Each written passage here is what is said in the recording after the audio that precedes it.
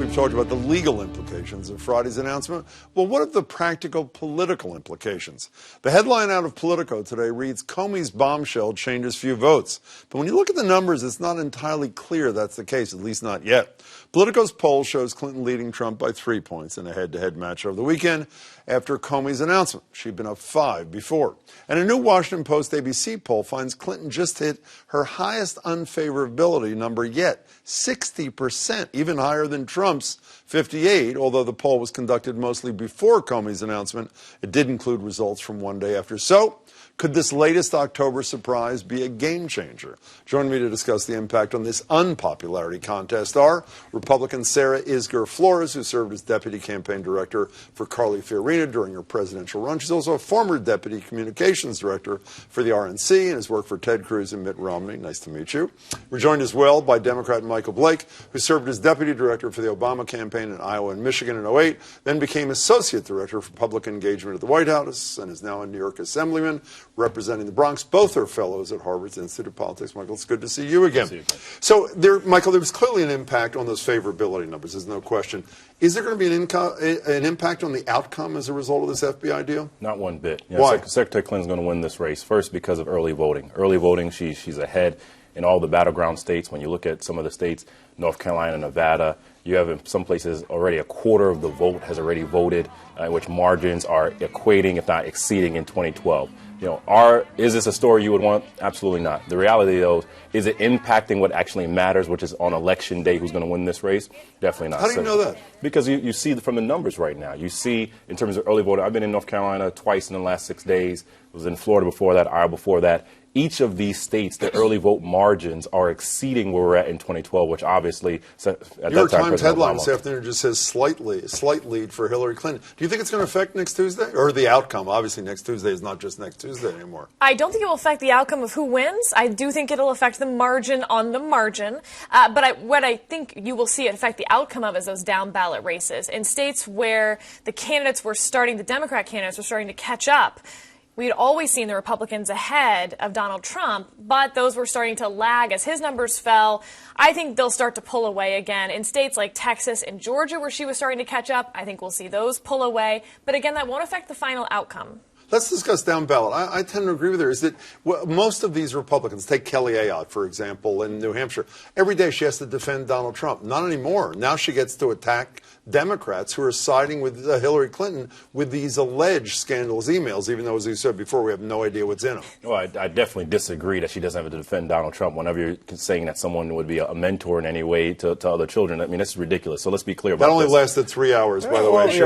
I highly doubt that won't come back up in other ads during the final 8 days. So when you look at, again, what's going on in these states, North Carolina, Nevada, Ohio, Florida, etc., you see from early voting, people are going to be going in. They're obviously voting for the Democrats, Secretary Clinton, and the impact down ballot. Will there be some impact? Obviously there will. But the reality is this is about who actually votes. And all indications we're seeing right now is that Secretary Clinton is ahead in early voting. Every reason for us to believe that she's going to win next Tuesday. But on the Ayotte thing, you're mostly right, which I hate to admit, but Michael and I go way back.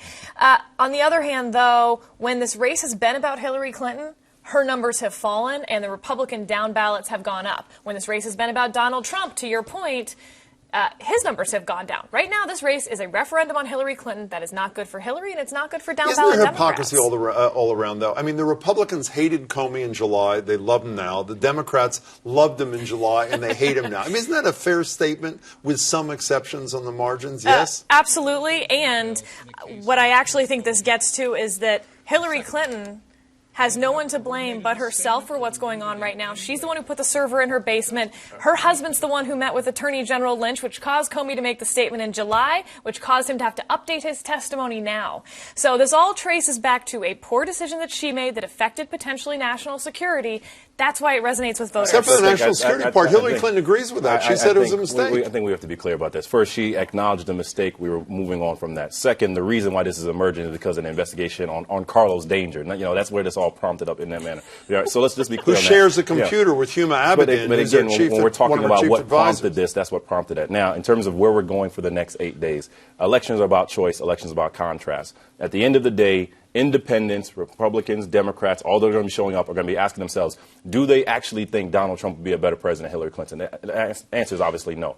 Now when we look at where we're going from here and looking at the next few days, well, obviously we'll see an impact related to the polling. But again, we go back to the demographics of the race. There is nothing to indicate that this is going to have an impact on Hillary Clinton being our next president. Well, yeah, but let me see, I suggest that Hillary Clinton has some additional problems. So just like Donald Trump had the 2 weeks from hell in early October, second lead story on NewYorkTimes.com is about one of my favorite Democrats, Donna Brazile. Yep. Donna Brazile, chair of the Democratic National Committee, Yep. used to be a commentator on CNN, denied in an interview saying she was being persecuted when someone says you leaked a question to a debate from CNN to somebody in the Clinton campaign. I'm being persecuted. It's not true. Well, WikiLeaks suggests it is true. And doesn't that fit the narrative about how, quote, the whole thing is rigged, even if it's only one little small part of it? The only one that can say that this is rigged would be CNN because there's hypocrisy in this. The fact that Donna Brazile could be ousted, but you have Corey Lewandowski, who's a former campaign manager who's actually being paid by CNN to be able to still sit on the roster there, is pretty ridiculous. But that's old news, even if it's wrong. And I agree with you, it is dead wrong. But it's not old. The fact that he is able to still be there as a contributor in any way is pretty ridiculous. So again, I think we need to stay focused on what's going on for this election. This is a choice that's going to be people are not going to be talking about Donna Brazile and Corey Lewandowski when they go to vote. They're going to be thinking about Hillary Clinton and Donald Trump. But it affects those favorability numbers. It affects those trustworthiness numbers. When Hillary Clinton has this narrative that she doesn't play by the rules, that she's secretive, that she's evasive, and then we find out that, in fact, she is being fed questions for debates and everything. Question.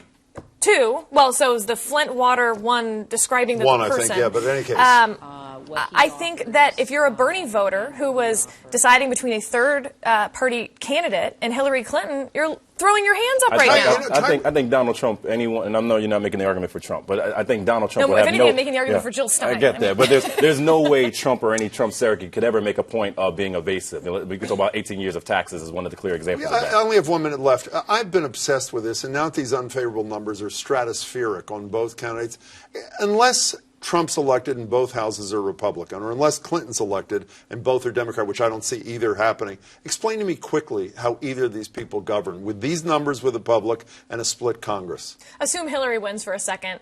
Even if Republicans don't cover the Senate, she will walk in without a mandate. It will be seen as a referendum against Donald Trump more than for her. The best thing that she can do at that point is walk over to the Hill, shake Paul Ryan's hand, and say, what can we agree on? How about you?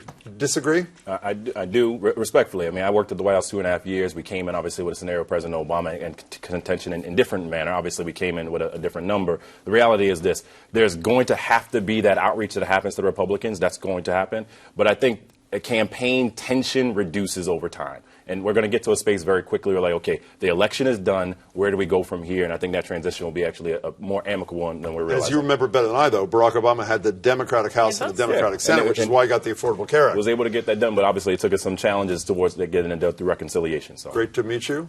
Good to see you. So Great to see you again. Great seeing you. Thanks so much for your time.